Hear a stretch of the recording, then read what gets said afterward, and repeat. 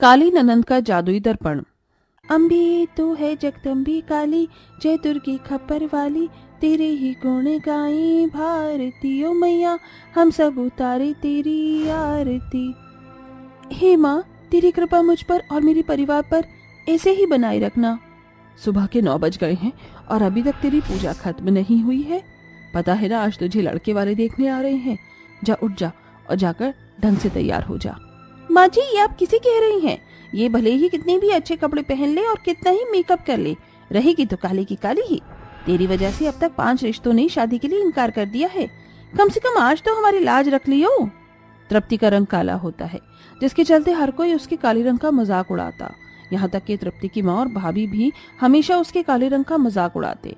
तृप्ति बचपन से ही काली माता की भक्त होती है, जिसके चलते वो हमेशा अपने दुख दर्द अपनी काली माता के सामने ही बयान करती और उन्हीं के सामने बैठकर रोया करती। माँ, आपने क्या ठीक से पता नहीं किया था? ये लड़की तो काली कौवे से भी ज्यादा काली है। अब मैं क्या इससे शादी करूंगा? मेरे इतने बुरे दिन आ गए हैं क्या? राजू बेटा, मुझे भी इस बारे में पता नहीं था। तो रुक, मैं कुछ करती हूँ। मैं इतनी काली लड़की को अपने घर की बहू नहीं बनाऊंगी। बहन जी, रिश्ता हमें मंजूर है, लेकिन थोड़े दान दहेज की बात हो जाए। मेरा तो इकलौता लड़का है, मैं तो अच्छा खासा दहेज लूंगी। घर का सारा सामान, 10 लाख रुपए कैश और मेरे बेटे के लिए एक बहुत बड़ी सी गाड़ी। हमारी इतनी हैसियत नहीं है कि हम आपको इतना सब कुछ दे सकें। आप बहुत ज्यादा मांग रही हैं। अगर इतनी हैसियत नहीं है तो हमें बुलाकर हमारा समय क्यों बर्बाद किया? चल बेटा, मैं तेरे लिए सुंदर और अमीर लड़की ढूंढूंगी, ना कि इसकी तरह गरीब और काली। इतना कहकर अंजना अपने बेटे राजू को लेकर वहां से चली जाती है और बेचारी तृप्ति वहीं खड़े खड़े रोने लगती है। अब खड़े खड़े रोने का क्या ड्रामा कर रही है? माँ जी, उन्होंने दहेज का नाटक किया था, मैंने उनकी बातें सुन ही ली थी। उन्होंने तो इसका रंग देखते ही शादी के लिए इनकार कर दिया था। और कितनी बेइज्जती करवाएगी हमारी। तेरी वजह से पूरा मोहल्ला हम पर हंसता है। ये शादी भी हाथ से चली गई। अब जिंदगी भर क्या तुझे अपनी छाती पर रखकर पाले? अपनी भाभी और माँ के ऐसे ताने सुन तृप्ति वहाँ से रोती हुई चली जाती है और काली माता के सामने बैठकर रोने लगती है। माँ, हे माँ, तू भी तो काली है, लेकिन सारा जग तुझे पूछता है। लेकिन वही कुछ इंसानों का रंग काला है तो गोरे इंसान क्यों उनका मजाक उड़ाते हैं और उनकी भावनाओं को ठेस पहुंचाते हैं? या हम लोगों को जीने का कोई अधिकार नहीं है? माँ है, कुछ तो बोलो ना माँ। तुम्हारे अलावा मेरा कोई नहीं है। परिवार होते हुए भी मैं एक बेसहारा और अनाथ की जिंदगी जी रही हूँ। तृप्ति की भाभी रंग रूप में बहुत सुंदर होती है, इसीलिए वो खुद घर के काम न करके हमेशा अपनी ननंद से ही घर के सारे काम करवाती है और उसके साथ नौकरों जैसा सलूक करती है। चल, अब जल्दी जल्दी पोंछा लगा ले। अभी दूसरे कमरे का भी पोंछा लगाना बाकी रह गया है। हाथों में क्या मेहंदी लगा रखी है? घर के काम सीख लेगी तो कम से कम तेरे ससुराल वाले किसी चीज से तो तुझसे खुश रहेंगे, वरना यही कहेंगे न रंग में सुंदर और न ही काम में। भाभी, बहुत भूख लग रही है, सुबह से कुछ भी नहीं खाया है। कुछ खाने को मिल जाता तो शरीर में जान सी आ जाती। तृप्ति की बात सुनकर सुप्रिया अपने कुत्ते के पास जाती है और बचा हुआ झूठा खाना लाकर तृप्ति को दे देती है। ये मेरे टॉमी का बचा हुआ झूठा खाना है, जल्दी से इसे खाओ, जल्दी से मेरे टॉमी की तरह ये सारा खाना चट कर और फिर से दोबारा अपने काम पर लग जा।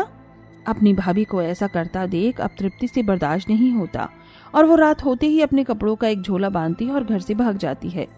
मैं घर से भाग तो गई, लेकिन मैं कहाँ जाऊंगी? इस समाज में ऐसा कोई भी नहीं है जो मेरे काले रंग के साथ मुझे अपना सके। तृप्ति इतना बोल ही रही होती है कि तभी उसे सड़क किनारे एक छोटी बच्ची दिखाई देती है जो जोर जोर से रो रही होती है। अरे बेटा, कौन हो तुम और यहाँ इतनी रात ऐसे रो क्यों रही हो? क्या तुम अपने माँ बाप से बिछड़ गई हो? नहीं, मैंने अपना घर छोड़ दिया। मेरा रंग काला है ना, तो सब लोग मेरा मजाक उड़ाते हैं। मेरा कोई भी दोस्त नहीं है। उस बच्ची की बात सुनकर तृप्ति को अपने ऊपर बहुत सारे अत्याचारों की याद आ जाती है, जिससे तृप्ति की आंखें भर आती हैं। नहीं बेटा, ऐसा नहीं कहते हैं। तुम्हारे माँ बाप तो तुमसे बहुत प्यार करते ना, और उन्हें तुम्हारी फिक्र भी होगी, इसलिए तुम घर जाओ। इतनी रात को ऐसे सड़क किनारे बैठना ठीक नहीं है। इतना कहकर तृप्ति वहां से चली जाती है। थोड़ी देर चलने के बाद तृप्ति को याद आता है कि वो अपना झोला तो वहीं सड़क किनारे ही भूल गई है। तृप्ति भागकर जैसे ही अपने झूले के पास जाती है तो उसे वो लड़की नहीं दिखाई देती। तृप्ति जैसे ही अपने कपड़ों का झोला उठाती है तो उसे झोला काफी भारी महसूस होता है, जिस वजह से तृप्ति अपने कपड़ों का झोला खोलती है। झोला खोलते ही तृप्ति को उसमें एक बहुत सुंदर दर्पण दिखाई देता है और उसी के साथ एक चिट्ठी। अरे, इस चिट्ठी में क्या है? ये कोई मामूली दर्पण नहीं, ये जादुई दर्पण है। इस दर्पण को देखने पर तुम्हारा रंग गोरा हो जाएगा, लेकिन हर अमावस की रात को तुम्हारा रंग वापस काला हो जाएगा। याद रखना, अगर तुम्हारे काले रंग में बदलते ही किसी ने तुम्हें देख लिया तो ये दर्पण हमेशा हमेशा के लिए गायब हो जाएगा। इसीलिए अमावस की रात को कोई तुम्हें देख ना पाए। सुबह होते ही तुम इस दर्पण में दोबारा देख लेना और तुम वापस पहले जैसी गोरी हो जाओगी। तृप्ति जैसे ही उस दर्पण में अपने आप को देखती है तो तृप्ति फौरन ही सुंदर लड़की के रूप में बदल जाती है, जिसके बाद तृप्ति अपने घर जाती है। तृप्ति का इतना सुंदर और गोरा रूप देखकर सारे मोहल्ले वाले और तृप्ति के परिवार वाले हैरान रह जाते हैं। तू तृप्ति है ना? इतनी गोरी कैसे हो गई, वो भी एक रात में? अल्ला, ये तो जादू हो गया। कहीं तुमने किसी मेकअप आर्टिस्ट से मेकअप तो नहीं करवाया है? नहीं भाभी, मैं तो सच में सुंदर हो गई हूँ। अब आप लोग मेरे काले रंग की वजह से मुझे ताने नहीं देगा। चलो अब मैं चलती हूँ, मैं बहुत थक गई हूँ, मुझे सोना है। तृप्ति अपने कमरे में चली जाती है। तृप्ति की बातें सुन सुप्रिया को बहुत शक होता है और अब वो तृप्ति पर नजर रखने लग जाती है। तृप्ति जब से सुंदर हुई थी तब से हर कोई तृप्ति से मिलने के लिए तरसता और सब उसकी तारीफ करते थकते नहीं थे, जिसे देखकर सुप्रिया जलने लगती है। ऐसे ही समय बीतता है और अमावस की रात आ जाती है, जिसके बाद तृप्ति पहले की तरह अपने काले रूप में आ जाती है। ये क्या, मैं तो पहले की तरह काली हो गई। जैसे तैसे करके ये रात मुझे सबसे छुप कर गुजारनी होगी। अगर किसी ने मुझे मेरे काले रंग में देख लिया तो परेशानी हो जाएगी।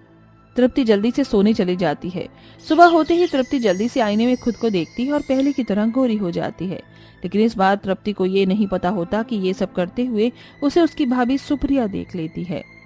अच्छा, तो ये बात है इसका लुमाई के गोरे होने का। अगर ये जादुई दर्पण मेरे हाथ आ जाए तो मैं पहले से भी ज्यादा सुंदर हो जाऊंगी। सुप्रिया के मन में और सुंदर होने का लालच पैदा हो जाता है। तृप्ति जैसे ही अपने कमरे से बाहर जाती है तो सुप्रिया जल्दी से तृप्ति के कमरे में आती है और उस जादुई दर्पण में देखने लगती है। लेकिन सुप्रिया जैसे ही जादुई दर्पण में देखती है तो उसका रंग गोरे से काले में बदल जाता है, जिसे देखकर सुप्रिया चिल्लाने लगती है। सुप्रिया की आवाज सुनकर तृप्ति और माहेश्वरी वहाँ भागी भागी आती हैं।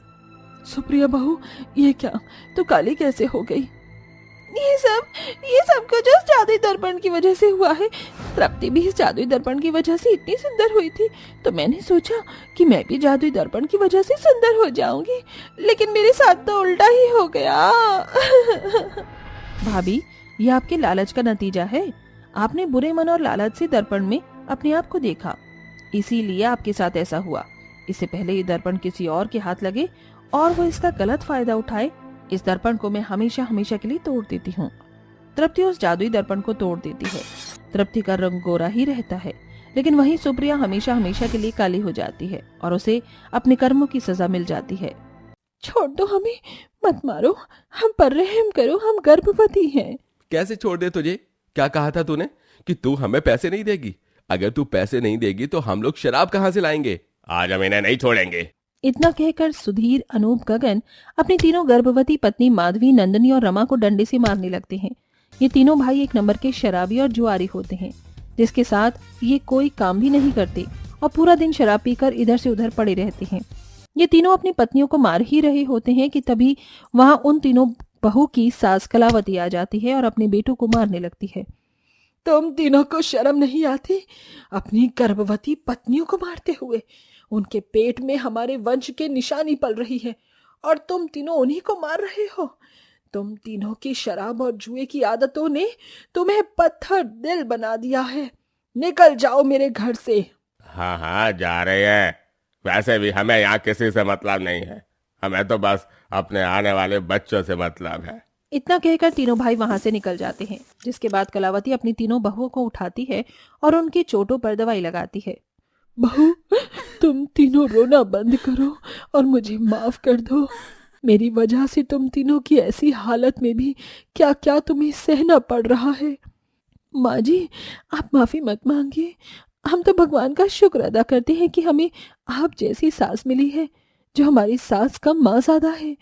आप हमेशा हमें उन तीनों के अत्याचारों से बचाती हो और हमारे लिए दिन रात मेहनत करके हमारा ख्याल रखती हो। इतना कहकर तीनों बहुएं अपनी सास के गले लग जाती हैं, जिसके बाद कलावती अपने हाथों से अपनी तीनों गर्भवती बहुओं को खाना खिलाती है और अपनी सिलाई मशीन पर बैठकर कपड़े सिलने का काम शुरू कर देती है। कलावती दिन रात कपड़े सिलती। ऐसे ही समय गुजरता है और 2 महीने बीत जाते हैं, जिसके बाद अब धीरे धीरे कलावती की तबीयत खराब रहने लगती है और एक दिन वो बेहोश हो जाती है। डॉक्टर के चेकअप करने के बाद तीनों बहुओं को पता चलता है कि उनकी सास को टीबी है। देखिए, हमें इनका इलाज जल्दी शुरू करना पड़ेगा, वरना ये टीबी की बीमारी ने खा जाएगी। डॉक्टर साहब, ऐसा मत बोलिए। हमारी सास के अलावा हमारा दुनिया में कोई भी नहीं है। देखिए, मैं आपकी हालत समझ सकता हूँ, लेकिन जो सच्चाई है वही मैंने आपको बताई है। इतना कहकर वो डॉक्टर वहां से चला जाता है। डॉक्टर की बात सुनकर तीनों बहुएं अपनी सास के पास जाकर रोने लगती हैं और पैसे ना होने की वजह से वो तीनों अपनी सास का इलाज नहीं करवा पाती, जिसके चलते कुछ ही हफ्तों में कलावती अपनी तीनों बहुओं को अकेला छोड़कर इस दुनिया से हमेशा हमेशा के लिए चली जाती है। अपनी माँ की मृत्यु के बाद भी तीनों बेटों को कोई फर्क नहीं पड़ता और ना ही वो शराब पीना छोड़ते हैं। वहीं अपनी सास की मृत्यु के बाद तीनों बहुएं लाचार और बेसहारा हो जाती हैं। सुनिए, बहुत भूख लग रही है। माधवी, नंदिनी और मैंने 2 दिनों से कुछ नहीं खाया है। आप तो जानते हैं ना, हम तीनों गर्भवती हैं और ऐसी हालत में भूखा रहना हम तीनों के बच्चों के लिए ठीक नहीं है। तुम लोगों को खाना चाहिए। खाने के पैसे तेरी माँ छोड़ कर गई थी या तेरा बाप? हमारी माँ को तो तू खा गई, अब क्या हम तीनों को खाएगी? हमारे पास तुम तीनों के लिए कोई पैसे नहीं है। आप लोग को शर्म नहीं आती? जब तक माँ जी जिंदा थी तो हम लोगों के लिए दिन रात कपड़े सिलकर मेहनत करती थी और हम लोगों का ख्याल रखती थी, लेकिन माँ जी के जाने के बाद भी आप लोगों को अपनी गलती का एहसास नहीं हुआ। आप लोगों के होते हुए भी हम विधवा की जिंदगी जी रहे हैं। ऐसे पति होने से तो अच्छा है हम विधवा ही हो जाए। माधुरी की बात सुनकर तीनों भाइयों को बहुत ज्यादा गुस्सा आता है, जिसके बाद अब वो तीनों अपनी अपनी पत्नियों को दोबारा से मारना शुरू कर देते हैं। उन तीनों की पत्नियां बहुत रोती हैं, लेकिन उन तीनों को उन पर जरा भी तरस नहीं आता। ऐसे ही समय गुजरता है। तीनों बहू की हालत दिन पर दिन खराब होने लगती है, जिसके चलते अब वो तीनों ही काम ढूंढने की तलाश में निकल जाती हैं। लेकिन गर्भवती होने की वजह से उन्हें कहीं पर भी काम नहीं मिलता और वो तीनों निराश होकर सड़क किनारे बैठ जाती हैं। अब हम लोग क्या करें? हमें तो कोई काम भी नहीं दे रहा है। ऐसी हालत में हमारा क्या होगा? और हमारे पेट में पलने वाले बच्चों का, वो तो बेकसूर है और दुनिया में आए भी नहीं है। कुछ तो चमत्कार दिखाओ प्रभु, हम गरीब गर्भवती औरतों पर रहम कर भगवान।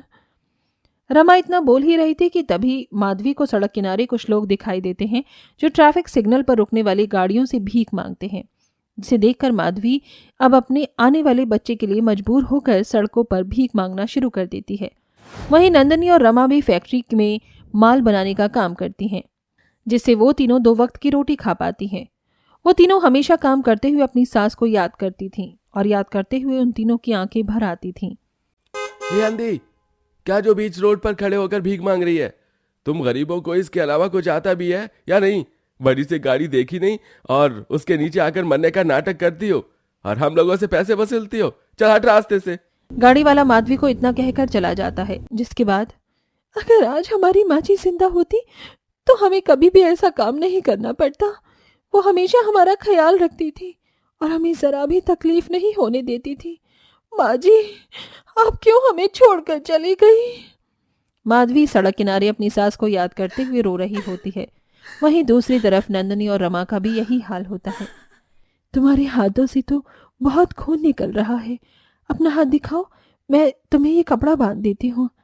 नंदिनी, तुम्हें याद है जब भी हमें चोट लगा करती थी तो माँ जी कैसे मरहम बनाकर हमारे चोटों पर लगाया करती थी और वो घाव समय से पहले ही भर जाया करता था। काश माँ जी यहाँ जिंदा होती तो ऐसा कुछ नहीं होता।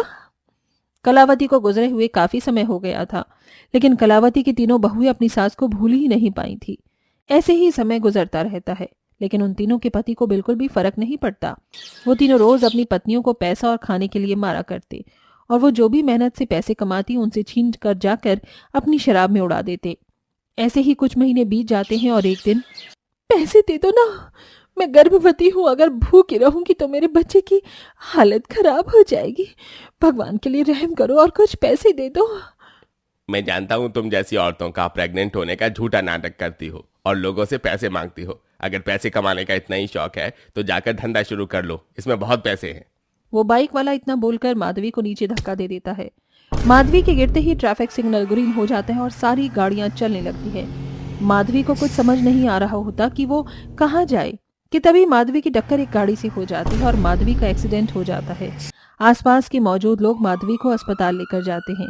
जब ये खबर बाकी दोनों बहुओं और उन तीनों के पतियों को पता चलती है तो वो सभी लोग अस्पताल आ जाते हैं, जहाँ पर देखिए, हमने इनकी जान तो बचा ली लेकिन उनके बच्चे को ना बचा सके। मिल गया आप तीनों को सुकून, मर गया ना बच्चा। आप तीनों की गलती की वजह से ही माधवी ने आज अपना बच्चा खो दिया। आप तीनों ने उसका कत्ल किया है। हाँ, ये सब आपकी वजह से हुआ है। अगर आप काम करते तो हमारा ध्यान रखते तो आज माधवी अपना बच्चा नहीं खोती। मुझे माफ कर दो माधवी, आज मेरी आंख खुल गई है। भगवान, ये मुझसे क्या हो गया? मेरी वजह से मेरा बच्चा दुनिया में आने से पहले ही मर गया। तुम तीनों हमें माफ कर दो, हमसे बहुत बड़ी गलती हो गई।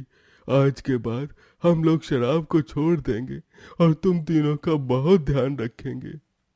माधवी के साथ हुए हादसे की वजह से उन तीनों की आंखें खुल जाती हैं और उन्हें अपनी गलती का एहसास हो जाता है और वो तीनों अब शराब छोड़कर अपनी अपनी पत्नियों का ध्यान रखते हैं।